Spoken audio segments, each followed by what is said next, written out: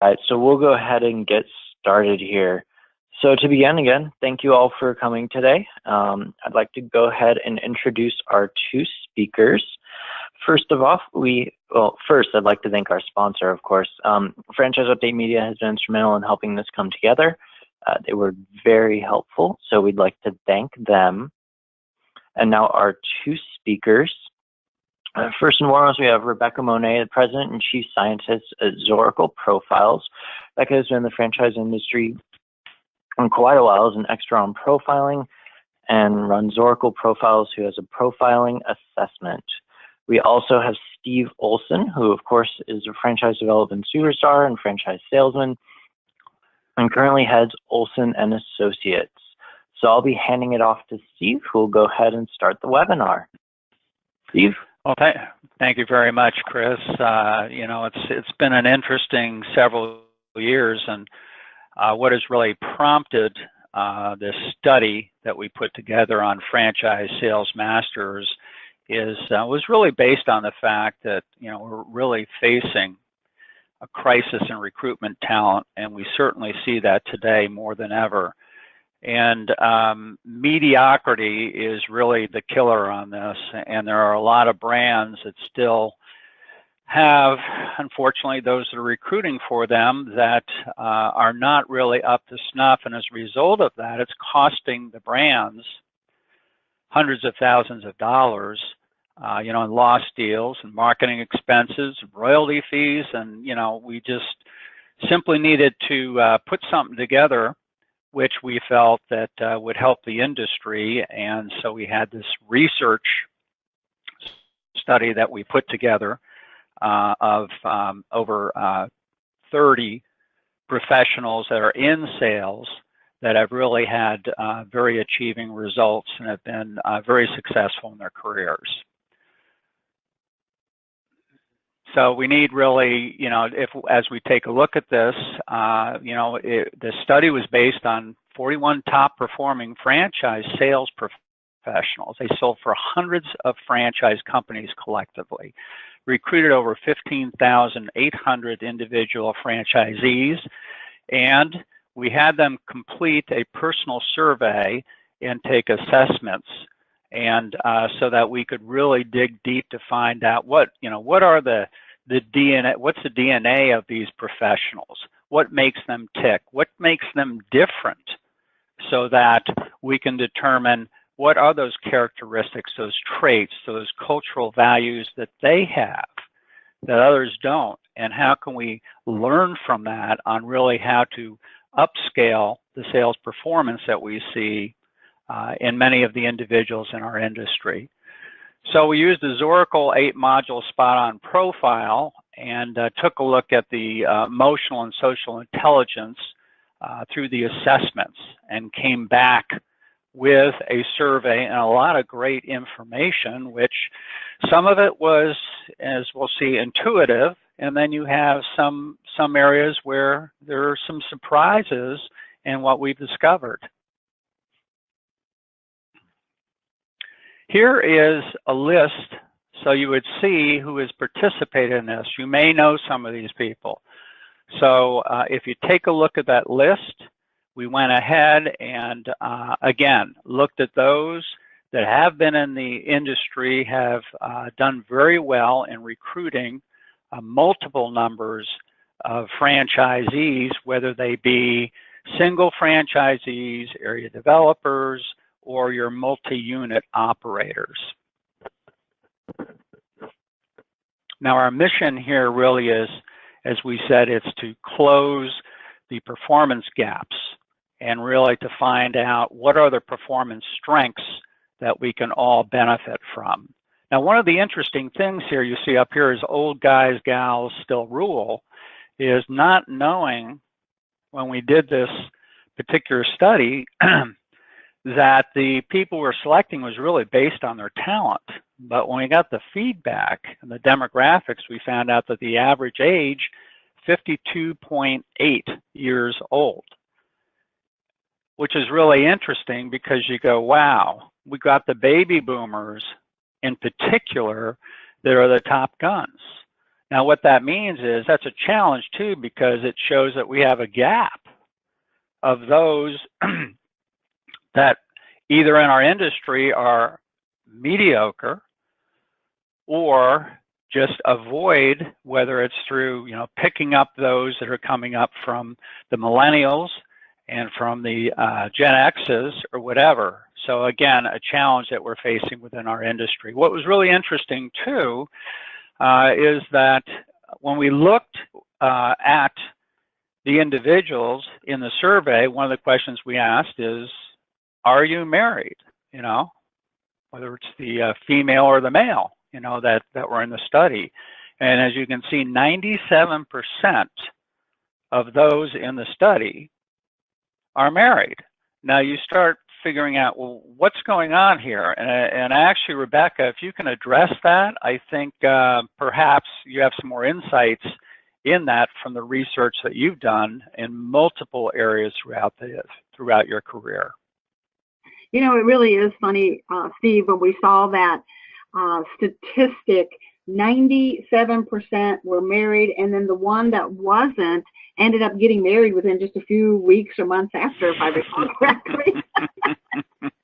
But yeah, I think the big thing for me as we looked at that and we started to see some of the attributes of our superstars, many of those same attributes were attributes that allowed them to have long-term marital relationships. So the same skills, the same values, the same drivers that were allowing them to have successful marriages was translating to a large degree into what would make them successful recruiters and franchise development guys. This was not something we expected, but it was kind of an interesting aha. In fact, an article was written on this by Joe Matthews that highlighted how these things kind of correlate. And it was really kind of a fun thing to discover through this research.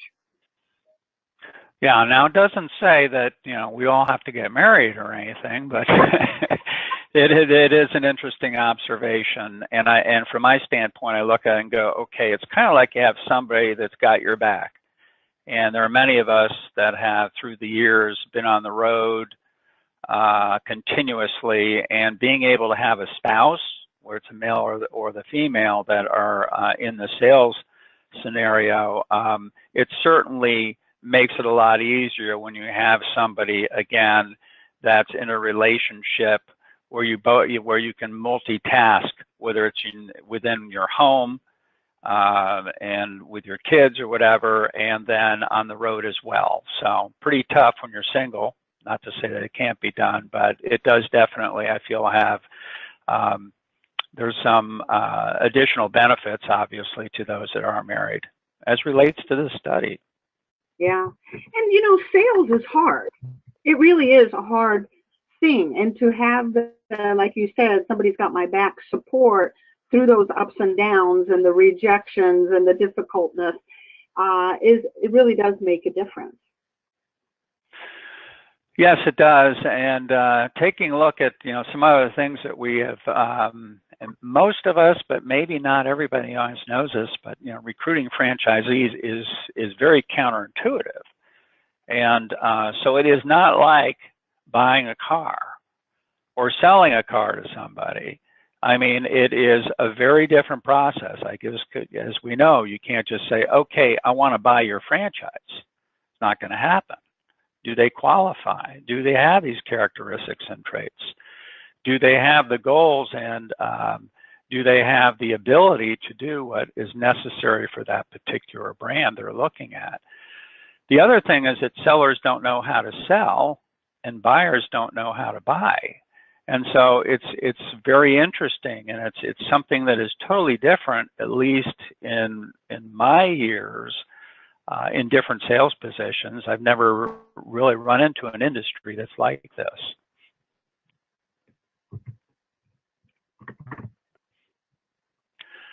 So getting back to the statement that I previously made, we just can't afford sales mediocrity. And even those that were in this study, when the question was asked to them, when you hire people And again, these are the best of the best. When you hire people for your sales team, how many of them end up being successful? How many of them wash out? And the answer was more than 51% did not make it. So it was 51, 52, 53%. So even those that are, successful CDOs or salespeople or whatever, they themselves, again, are saying, hey, we've got to do this better. We're going to have to really dig deeper and find out how we can go ahead and uplift the performance, number one, or number two, bring in the right people to train so that they can be successful in their positions of recruitment. So true. And this baton has to pass from these baby boomers to the next couple of generations, combining this importance of the relationship between the salesperson and the prospective franchisee, and at the same time including technology, which is getting more and more part of the sales process. So we got to find a way to empower this up and coming franchise development folks.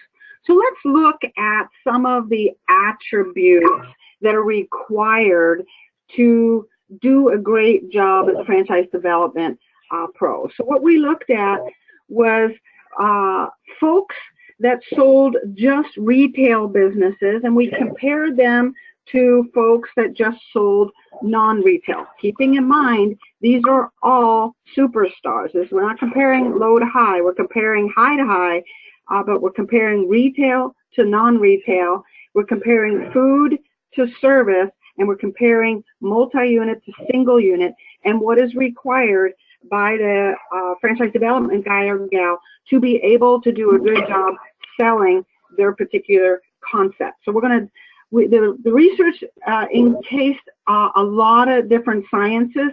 What Steve and I are going to share with you are the actual skills versus some other markers. So the hard skills being things like sales, marketing, technical skills, as well as the soft skills having to do with managing your emotions and building a team and those kinds of things.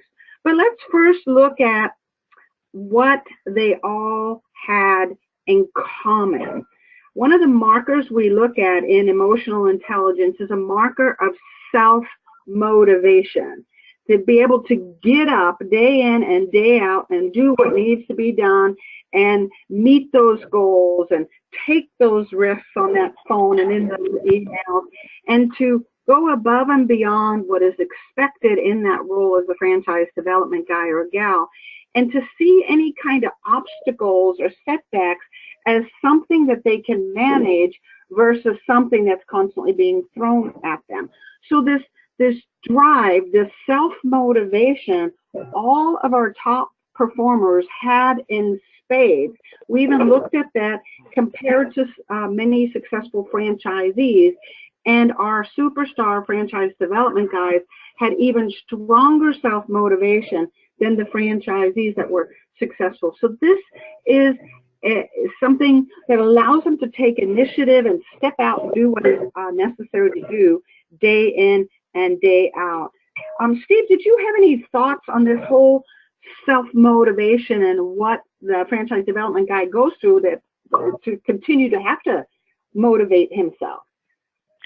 Well, it's, when it comes to motivation, and those of you that there's probably some of the audience that certainly know this, that the motivation really is to, I call it the, sometimes the thrill of the kill, or putting it in nicer terms, bringing the right people into an organization, being the brand. I mean, what happens is we are the brand when you stop and think about it.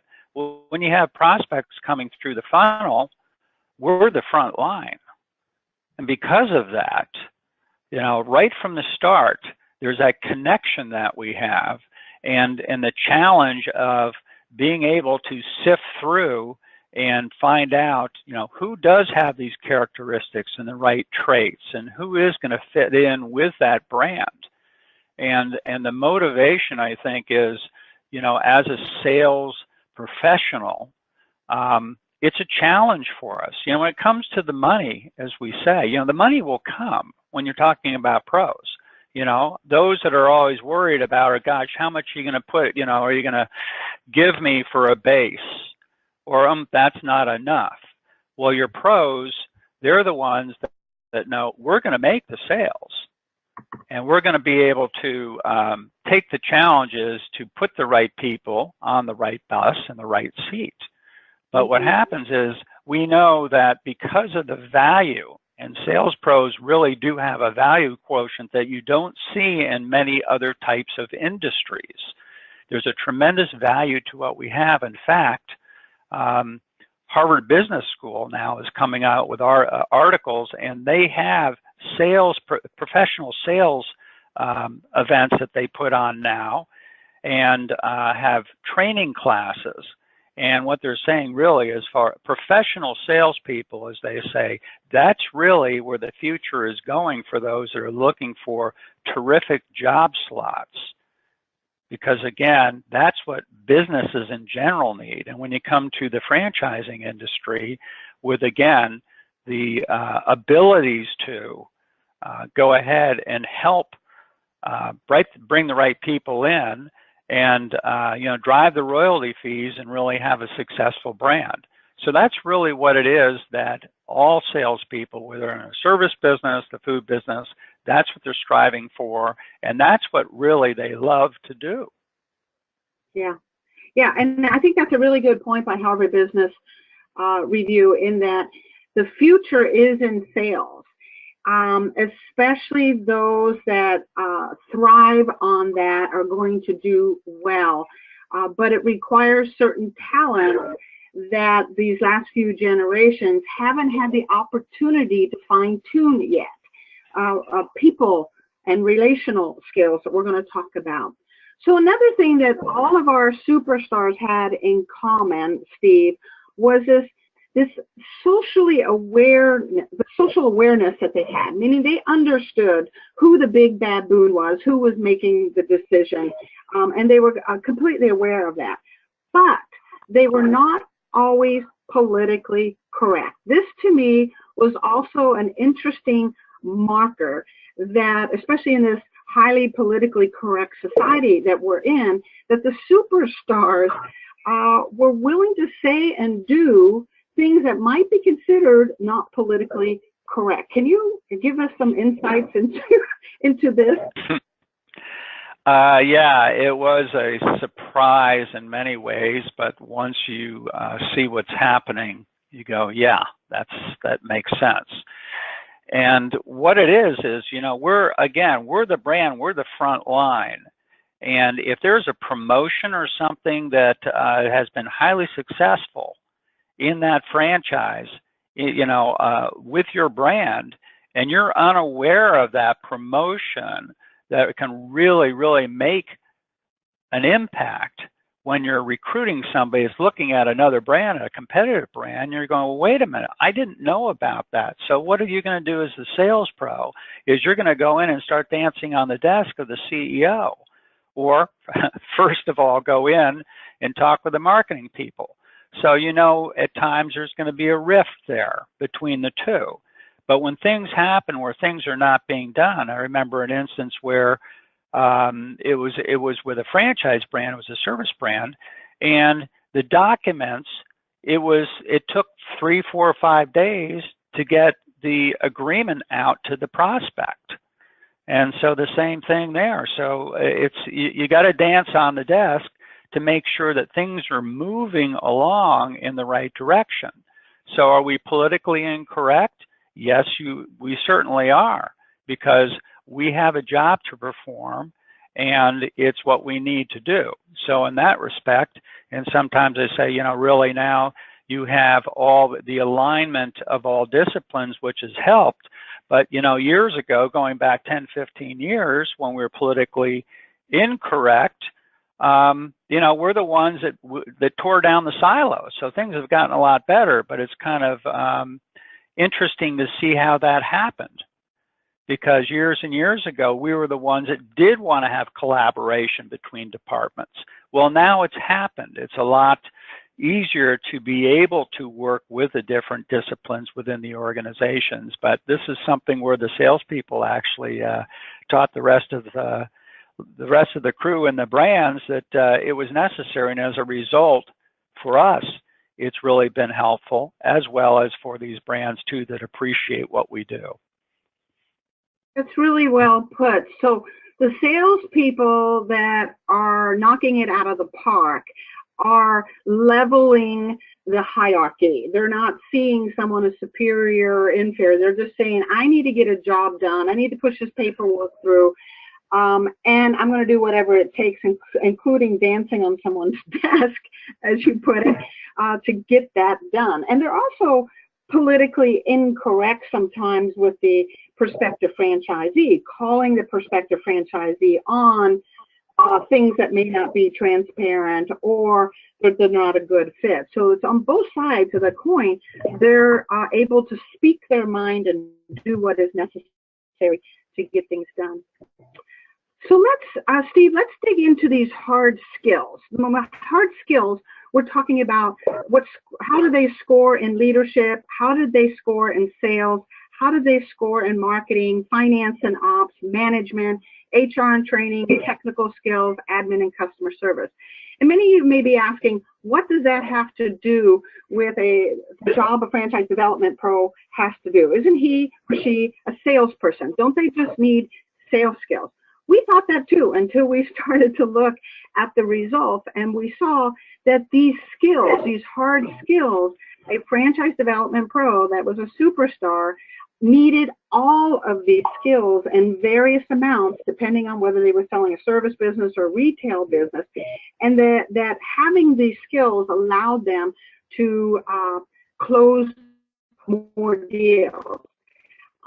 Conversely, of course, those that lack some of these skills, that they may have the sales skills, but they may not have some of these other skills, aren't able to perform at that same level. If anyone is interested in the hard data, the stats on this, please feel free to reach out to Steve or myself. We'll give you contact information at the end. But we didn't want to bore you with all the stats. We're going to give you just a few pieces of it just to get you engaged and asking more questions. So let's talk about retail versus non-retail. What we found was the folks that were selling only retail versus the folks that were selling non-retail, that the non-retail franchise development pros had a 22% higher score in sales and a 26% higher score in marketing. So, you know, naturally the thought would be it requires them to sell a non-retail, non-brick and mortar business. It requires higher sales skills and higher marketing skills than if you were selling a retail. So Steve, can you kind of, you know, enhance on that a little bit and talk about that point? Well, as you know, and we all know that the first thing people will jump at, or prospective buyers, is they look at the food businesses, and they're looking for the sign over the building, et cetera, et cetera. But when you're looking at the, as I call them, the service businesses, many times there really isn't there isn't much sex appeal. I mean, it's okay. So you got a maid service, or another area is Roto-Rooter or whatever, And so when you stop and think about it, now these can be as service businesses can be highly successful. In fact, most of those that run successful service businesses oftentimes are going to make more money long term than the brick and mortar. But again, it's not a sexy business. So it's really a matter of having the skill sets. And many of them by default, because they just don't have the money, They don't have the 400,000 or 500,000 or even 300,000 for a brick and mortar. So they take a look at opportunities and options, and many times, and like myself, I've owned service businesses, and they can be very profitable.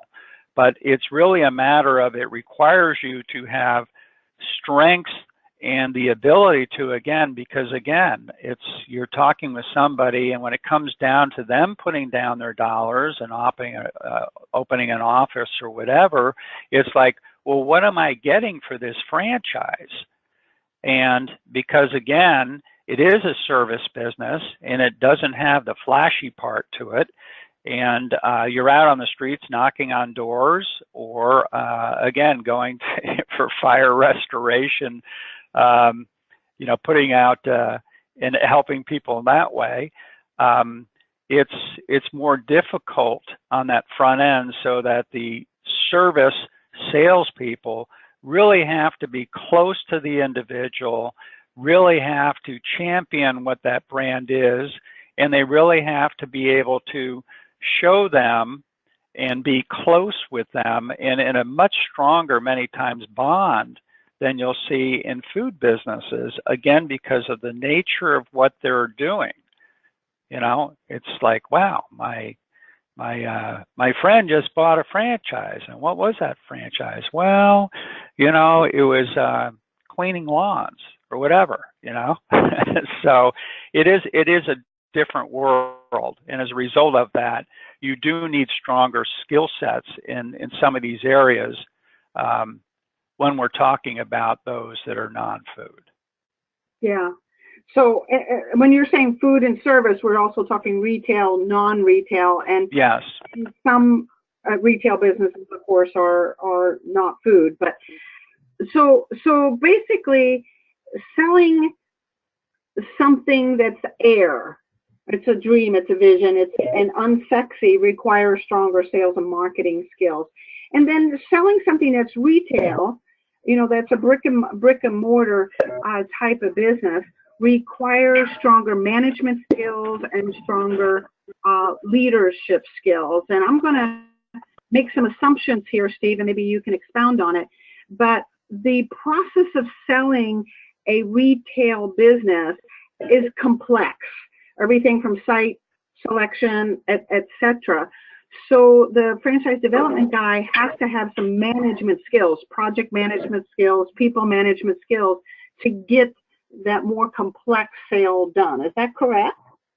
Oh, absolutely. Because there's so many, as you say, working parts when you look at, the retail businesses, much more, it's not a simple business in many instances. So because of that, you really have to study up and know all the insides, on the food product, well, just that alone, and how it's cooked and how it is different from the competitors. And you got the real estate and you got the permits and all those types of things where you really have to know what that business is all about and be able to communicate that to good prospects so that they will buy into it. And so, yes, and especially in the field of retail, where you have so many competitors, many in the same type of business, so it can be a dog-eat-dog situation, and you better be on top of it if you are the one representing your brand. And why me over the 7 or 8, or we'll say 25 other pizza concepts? So got to be really sharp. Yeah, it's so true. So since we've kind of touched on this food versus service, let's kind of go a little bit deeper there also, Steve. What we noticed was the franchise development superstars that were selling service-based businesses, which frequently are non-retail, although sometimes they do require, brick and mortar. Those that were selling a service business required much stronger operational and finance skills. How does this relate? Why does a franchise development pro that's selling a service business need to have operational and finance skills? Well, that's interesting. And again, coming from the service business during one of my stints, from the operational standpoint, you really have to know everything inside out from a different perspective, again, when you're talking with those individuals, because again, many times with those that are in the service sector or non-retail, they really need help, because again, as you say, you know, it's air in many instances. And so you really have to be on top. You are more so the focal point, in my mind, than if you're going to be looking at retail, because you are really the person that, because most of the time you don't have that many employees, comparatively speaking. So in that result, you're going to have a much higher position as far as really knowing all the nuts and bolts that are required in the operational end, and what to expect when they go through their training as well, because it's going to be different. Exactly. Yeah, and many service businesses have, you know, equipment, trucks that they have to pay attention to make sure there's profitability on everything that they do. Let's touch on this food piece, which I also thought was interesting until you explained it to me, that a franchise development pro needs to have strong HR and training skill, meaning hiring, recruiting, mentoring, training, firing employees. They themselves need to have stronger HR and training skills, 32% higher, which is a huge marker in my opinion. So why does a development guy that's selling food need to have these skills? Well, I'm going to let you handle that, because it gets pretty complex, but once you see the reasons why, it makes sense. So well, you as the expert in this area of analysis, yeah, I think I'm going to throw this one back at you, because you really hit the nail on the head when you describe it. So obviously the food business requires employees to run, and many times those employees are unskilled labor, and there's frequently a high turnover in the food business, as you know. So these are typically questions that the prospective franchisee is going to have of the development guy. Do I have a base of employees I can pull from? What's the normal attrition rate here? How do I train? How do I support them? And so this marker, along with some of the other markers, shows again and again that the development guy almost has to have the same skills as the franchisee. In fact, a large percentage of our franchise development pros were franchisees themselves at one point. The ability to step into that business and run it themselves. And in the food business, the 32% different, this was one element that really shined, that the development guy needed to have to be able to share his expertise with our prospective franchisee. All right, so that takes us to multi-unit versus single unit. Now, what was interesting to me about the guys that were selling just multi-unit and the guys that were selling just single units was there was very little difference skill-wise between selling single or multi-unit franchise concepts. There were two tiny little exceptions, almost not worth noting, and that was those that were selling multi-unit had slightly stronger technical skills, the actual kind of whatever that business was, changing a muffler or whatever, cutting the hair. They had slightly more technical skills, and they were slightly better at leadership and vision. But ultimately, the multi-unit versus single unit sale, from a skills perspective, is about the same.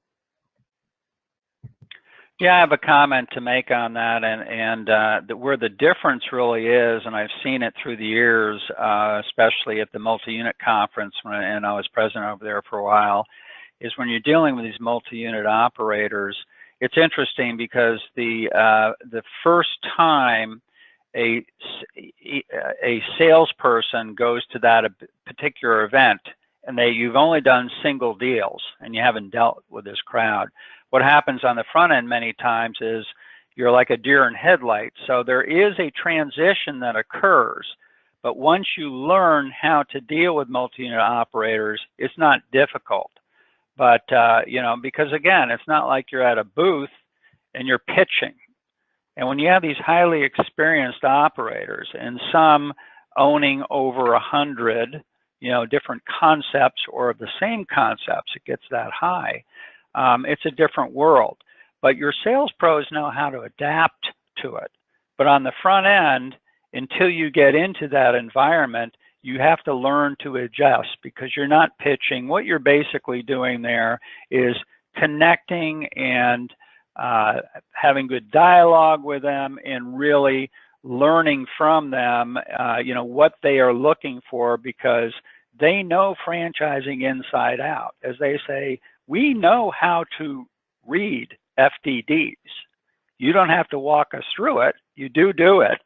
But again, it's a whole different world, and it's just simply adjusting to the way they buy, which is, again, just a different adjustment from your single unit that's just starting out. So just it's a different slice of life, you know, for the multi-unit versus the other. But again, if you're in this audience and haven't gone to that yet, the first thing I always advise is just walk the show floor and get a sense for it before you go deep into it, because you will learn and discover a lot just by talking with these people on how they like to look at brands and how there is a difference between that and, again, those that have multiple locations, multiple brands.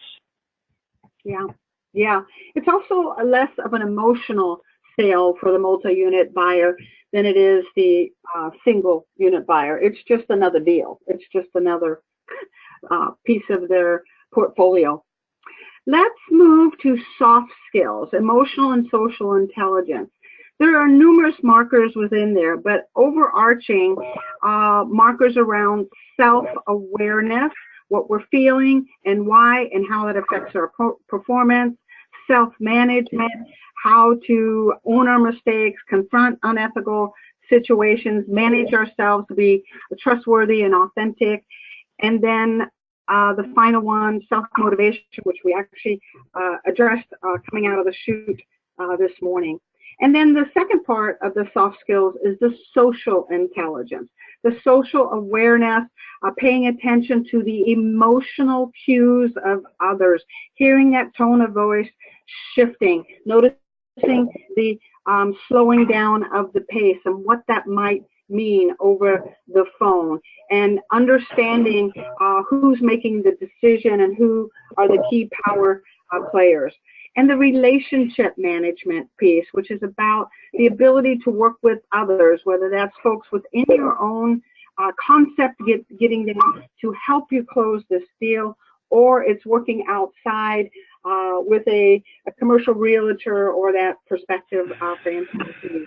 And then finally, the leadership skills, the ability to arouse enthusiasm and get someone to catch the vision and then lead them like a Pied Piper where you need to take them. So comparing retail versus non-retail, we found that those who sold non-retail, and as Steve pointed out, frequently those are service businesses, outscored those who are selling retail in all of the emotional and social intelligence markers. I've never seen anything turn out that way, and I've been doing this 24 years. We're literally across the board, all of these markers in one category, in this case non-retail, was more required than in retail. So this need to be able to control your emotions and to manage a relationship and all facets of it, from conflict management to time management to managing my mouth, all of those things were highly important in the non-retail arena. Steve, did you have anything you wanted to add to those thoughts? Well, it's just, again, it's the nature of non-retail, and it's just a whole different universe. And you're working with, as you say, you know, it's the social intelligence, it's the markers you need, and it's really, you know, there's a lot on the shoulders of these individuals, and typically when you look at a lot of the sales performers, just by the nature of what they have to do and being in the service business, they do extremely well, but it's a tough position, again, because you don't have a building, you don't have a shingle over the over the sign saying, hey, this is my franchise. And, you know, and so really when you talk about, and even relationship building and those things, that today what it's gone to, and certainly for this group that are in that service oriented, is really, it's about bonding. I don't even call it relationship building anymore. You really have to bond with that individual. You know, the credibility, the confidence, the trust, and really doing it and walking the walk. And as I say, it's really, you know, it's kind of like when you're kids and with campfire conversations and you're passing the stick back and forth. So it's really digging deep for this group that are non-retail to make sure that they can have a very, very strong connection with the buyers, because it's going to make a huge difference. Again, because it's like, well, what do I get for the money I'm spending? I don't see that much. So very, very important for those that are in that sector of the business. So true. And those of you that follow some articles that Steve writes on this topic, he writes an excellent article just on this thing around bonding, that it really is more than just a relationship. There is a depth that is deeper than just, you know, I want what's best for you. It's a much deeper relationship that he talks about in his articles. So food versus service. Selling service businesses require stronger self-motivation. We've already talked about why that's so important, especially with all the rejection and selling air. Higher leadership skills. We adjust that by how this requires engaging many individuals to move them all in the same direction at a proper pace. And then this big piece, which Steve keeps hitting on, and that's all about bonding, authenticity, transparency, and relationship management at 28% higher when selling a service-based business. So Steve, I think you kind of addressed this. So with your permission, I'd like to go on to the next slide. Is that all right? Sure, go right ahead. All right, again, we looked at the multi-unit versus single unit in terms of the emotional and social intelligence. Same experience here, very little, almost insignificant differences in these scores. So if you're passing up opportunities to sell a multi-unit operator simply because you're thinking it requires something different, reconsider it. Yes, it's a learning process, but if you're already successfully selling single units, you have the basic skills to sell a multi-unit. Now the fun stuff, Steve. Let's talk about some of the myth versus fact.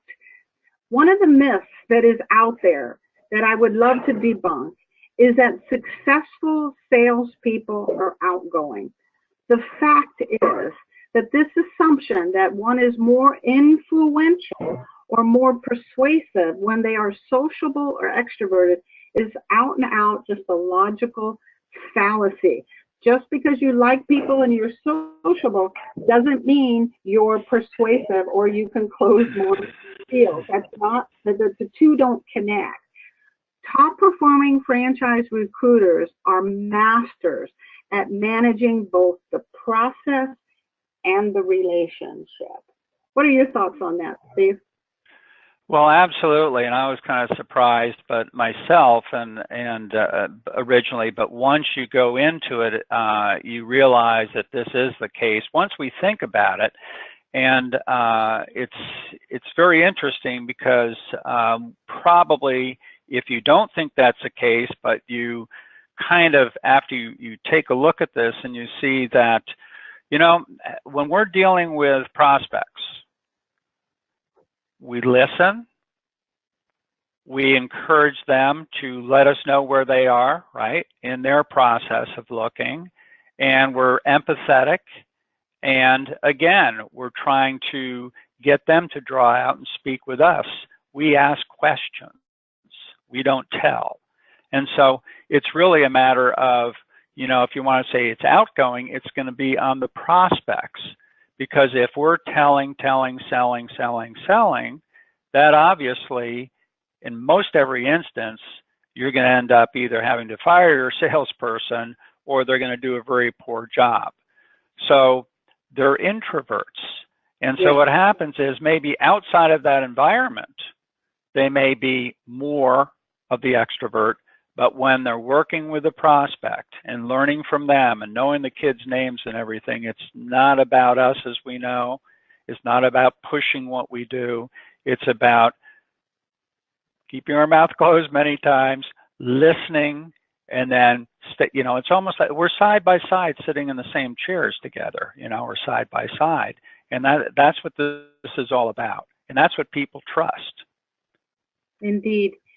So our superstars scored on the slight introvert side. Introverts are perceived as more trustworthy and more authentic and more transparent than extroverts. If you have friends that are very outgoing and extroverted, it's not uncommon for them to puff up a little bit, to be slightly exaggerated.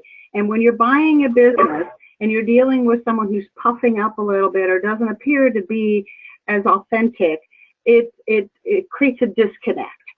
So introverts, on the other hand, provide that kind of connection and safety that our prospective franchisee needs to make a life decision. Myth number 2, good salespeople can sell any concept. The fact is it requires skill sets above and beyond sales skills, as we have seen, and to sell a franchise. So not just, you can't just have sales skills, you have to have these other skills.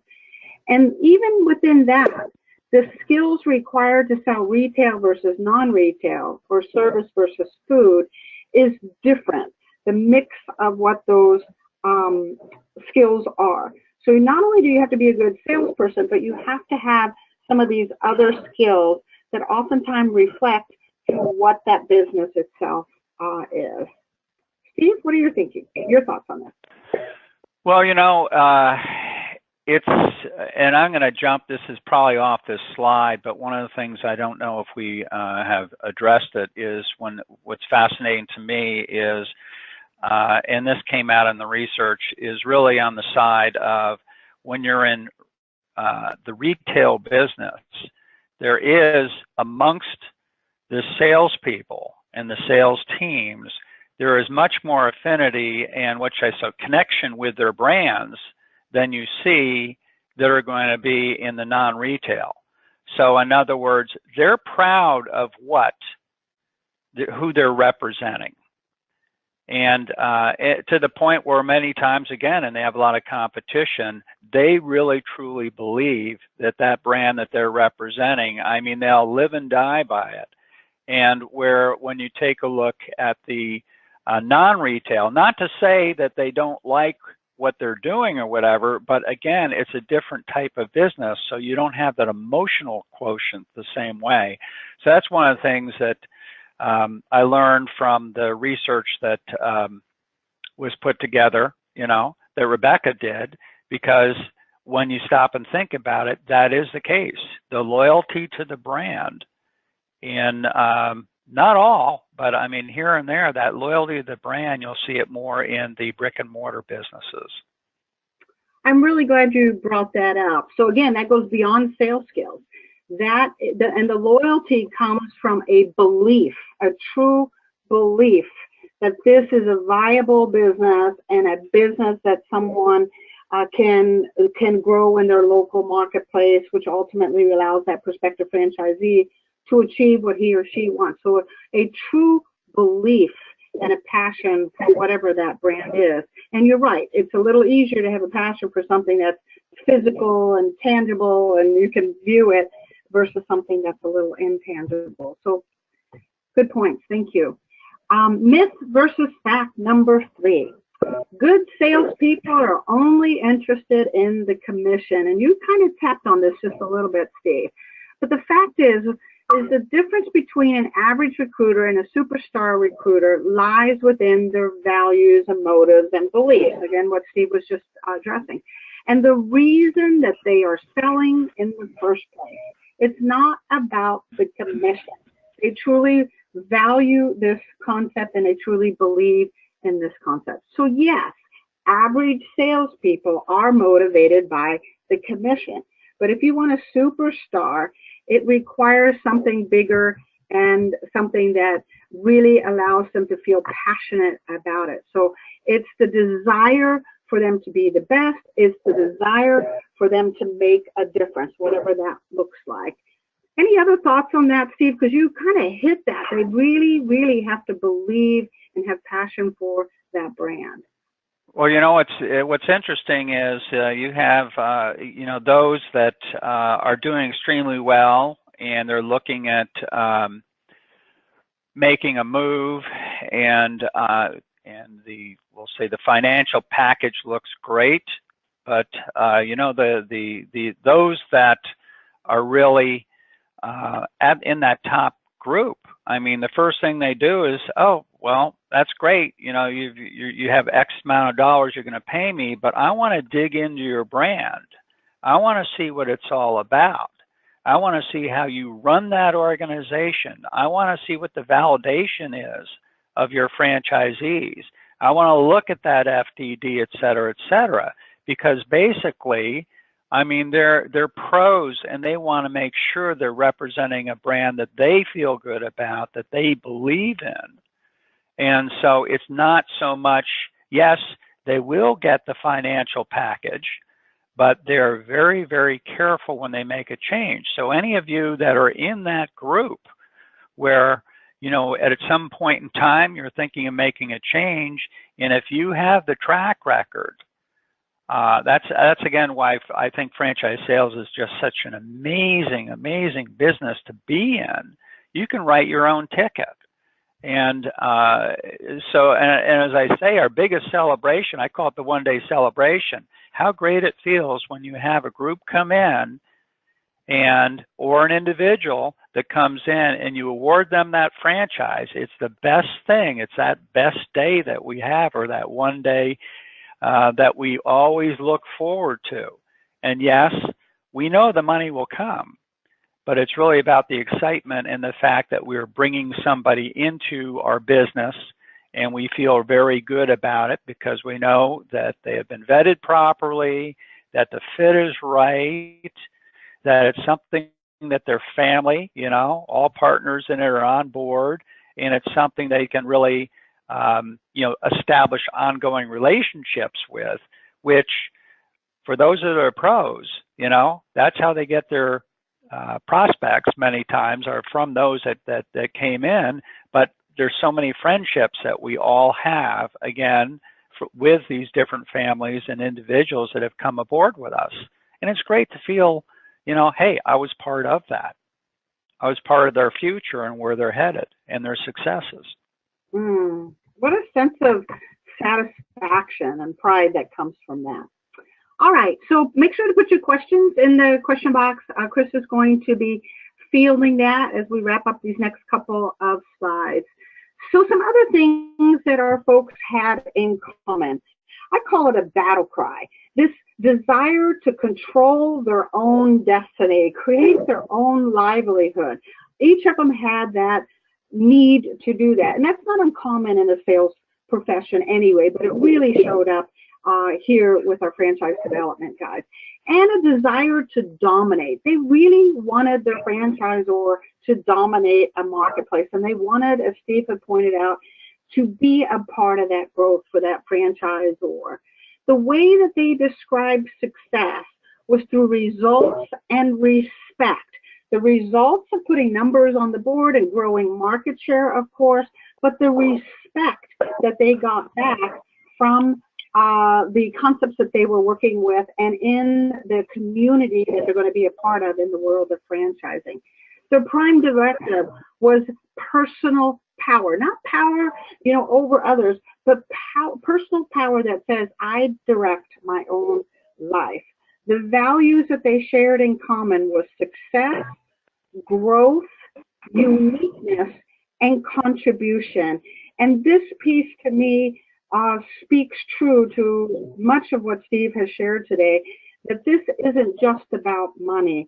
This isn't just about numbers on the board, that there is another factor about doing what's right and best by the ZOR and by the franchisee and having a greater contribution. All right. Successful franchise development folks want to do what is right and spend the time and energy to make sure there's a good fit. They are the go-between keeping that franchise system brand equity in place by making sure they're bringing the right franchisees in, and at the same time doing what is right by that prospective franchisee, including telling them this is not right for you. When that level of integrity is played out, the sales go up versus just plugging someone in because I got some kind of a commission. Steve, was there anything else you wanted to contribute to that thought? No, I think you hit it straight on. Wow. Yay.